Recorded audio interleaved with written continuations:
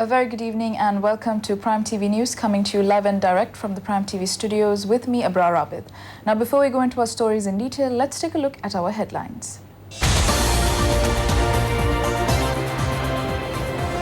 Swiss staffer is further interrogated. Her travel ban is extended till the 12th. 510,000 are displaced by adverse weather. 6 deaths are reported. Ties between Middle East countries and Sri Lanka will be strengthened. Ranil claims that opposition leaders' activities have been entrusted to Sajid.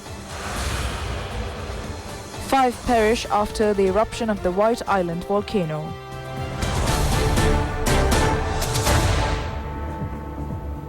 In our lead story, the staffer of the Swiss embassy, who is alleged to have been abducted, appeared before the Criminal Investigations Department today to give a statement. The staffer was produced before the judicial medical officer and was investigated for nearly 3 hours today. According to our correspondents, she returned to the CID to give a statement. Her statement was recorded yesterday for around 5 hours regarding the alleged abduction. Meanwhile, the Colombo Chief Magistrate extended her travel ban until the 12th of this month. In more local news, the Consumer Affairs Authority has said that the price of imported milk powder has been reduced with effect from today. Accordingly, the price of a kilogram pack has been reduced by 40 rupees and a 400 pack by 15 rupees. Chairman of the Consumer Affairs Authority, Lalit N. Senavira, expressing views to ITN, said that the price of 1 kilogram of milk powder has been reduced by 40 rupees. The price of a 400-gram pack has been reduced by 15 rupees. He noted that the recent tax reduction has enabled such concessionary rates. The Consumer Affairs Authority has deployed officials to monitor the market. Chairman of Consumer Affairs Authority mentioned that attempts to sell overpriced or expired goods and also the attempts to sell goods without a price index as well as hoarding of goods will be investigated immediately.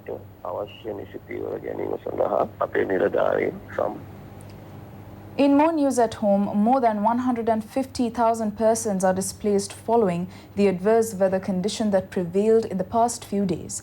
The Disaster Management Centre said that 6 deaths had been reported. Meanwhile, an increase in the prevailing rain in many areas throughout the island can be expected. The Department of Meteorology said that some areas may experience a rainfall of over 200 millimeters. Meteorologist on duty Nadika Ranavira said that due to a low-level atmospheric disturbance in the southeast of Sri Lanka, prevailing showery condition over the island, particularly in the eastern, over, north central and northern provinces, is likely to enhance. The Met Department warns, issuing a warning. She said that very heavy showers of around 200 millimeters are likely at some places in Ampara, Batticaloa, Trincomalee, Monragala, Polonnaruwa, Badulla, Nuwara and Kandy districts. Heavy showers of about 100 to 150 millimeters are likely in the Anuradhapura, Mullaitivu, Kilinochchi, Vavuniya and Matale districts. Fairly heavy showers of about 75 to 100 millimeters are likely in Galle, Kalutara, Ratnapura, Kegalle and Hambantota districts. Fairly strong gusty winds of up to 40 to 50 kilometers per hour can be expected in northwestern, northern and north central provinces and in Hambantota district. People living in hilly areas, particularly landslide-prone areas, are requested to be vigilant. Meanwhile, the Irrigation Department has said that around 740 tanks in the Vavuniya district are already overflowing. More tanks have also reached the spill level. The Irrigation Department pointed out that it is after a lapse of several years that several tanks have begun to overflow in the district. Our correspondent said that following the prevailing weather condition, the threat of the insect menace is spreading in many vegetable cultivated lands. Ambassador of the Middle Eastern countries have mentioned that they will be dedicating to strengthening ties in all spheres between their countries and Sri Lanka under the leadership of President Gotabaya Rajapaksa. They made this reference after a discussion with the President. The meeting between the President and ambassadors representing countries of the Middle East Ambassadors Forum took place at the President's office. These diplomats expressed their greetings to the President. They pointed out that the support of the Middle East will also be extended to the new government. The ambassadors pointed out that they desire to extend support to Sri Lanka in the future for economic as well as cultural activities. Ambassadors from Palestine, Egypt, Kuwait, Oman, Iraq, Libya and Qatar joined in this meet. In more news at home, Australian High Commissioner to Sri Lanka David Hawley called on Prime Minister Mahinda Rajapaksa at Temple Trees today. The High Commissioner also conveyed a special congratulatory message from Prime Minister of Australia Scott Morrison. The tourism and education sectors as well as a number of programs to combat human trafficking were discussed at the meeting. Meanwhile, Norwegian ambassador in Sri Lanka, Train Joranil Eskedal, also called on Prime Minister Mahinda Rajapaksa at Temple Trees. The historical relations between the two nations were recalled and the measures to further strengthen the bilateral ties were discussed. The attention was also drawn to getting Norwegian assistance for the development of the fisheries sector. United National Party leader Ranil Wickremesinghe has pointed out that the future activities of the opposition leader has been entrusted to party's deputy leader Sajid Premadasa. He made this reference joining in a meeting of the National Youth Front Executive Committee and the main activists of the Jatika Sevaka Sangamaya. UNP leader Ranil Wickremesinghe said that parliamentary affairs had been handed over to deputy leader Sajid Premadasa. Ranil Wickremesinghe noted that he has been vested with the powers to appoint a committee to decide on the future of the party. He mentioned that the involvement of the youth in the proceedings of the party should be enhanced. Ranil Wickremesinghe elaborated the causes behind the of the United National Party at the presidential election. Ranil Wickremesinghe noted that the party should not be weakened because of the defeat. He said the result of the presidential election should be properly analysed. Surveys have shown that the UNP was not able to attract the votes of the youth, the Buddhists and the bourgeois. Minister Mahinda Amaravira has said that construction work on the rail track from Beliatha to Hambantota will be started next year.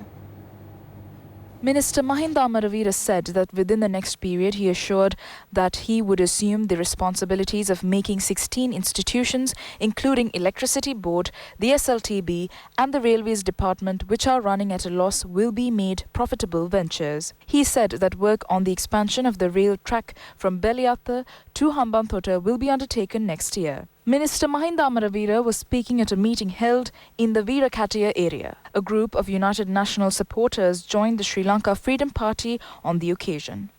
Meanwhile, State Minister C.B. Ratnayaka said that the railway signal network will totally be digitalized. He made this reference expressing views to the media after a function held in the Valappana area in Nuwara.